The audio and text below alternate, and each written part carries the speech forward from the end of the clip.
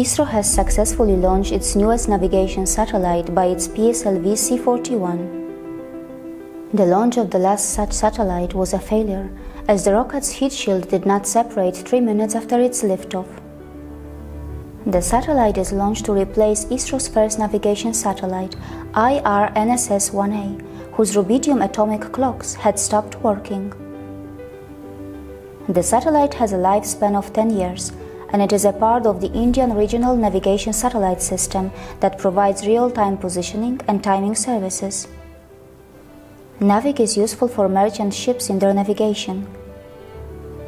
It can also assist fishermen by providing them the locations of potential fishing areas and by sending them warnings when they approach international maritime boundary line. It can also help fishermen by alerting them in bad weather, and it can be extremely useful during rescue operations. NavIC is also helpful for India's railways and for its road transport sector. 2 weeks ago, ISRO's GSLV Mark II had successfully placed communication satellite GSAT-6A into orbit. It was meant for the use of the Indian Army, but unfortunately, ISRO lost contact with the satellite despite its successful takeoff. According to the latest reports, ISRO has already managed to find out the exact location of communication satellite GSAT-6A, and attempts are being made to restore communication with the satellite.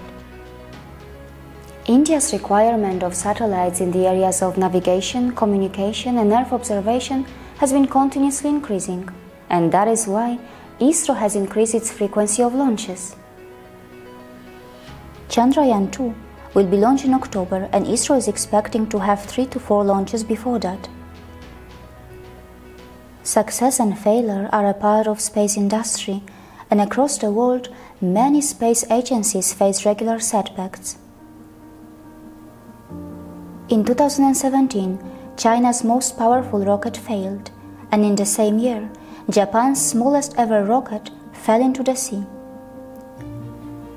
Globally, 5 to 10% is a failure rate of proven launch vehicles. In comparison to that, ISRO's workhorse rocket PSLV has already had 43 launches, and it has faced just 2 failures.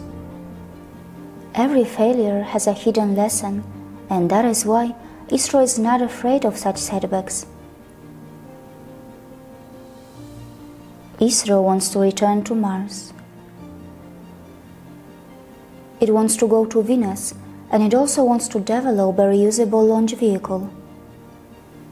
It wants to conduct a human spaceflight program, something that only the USA, China, and Russia have succeeded in.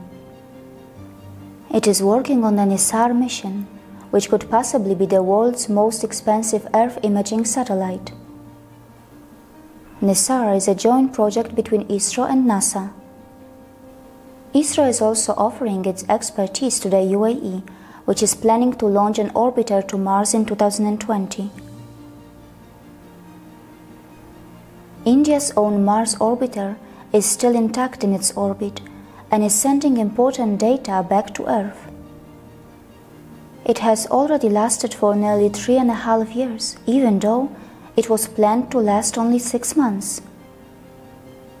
By the way, there is a word in Hindi that you may want to learn. The word is Swadeshi. Swadeshi means indigenous. ISRO is working on its Swadeshi technologies, and its navigation system is India's Swadeshi GPS. See you again.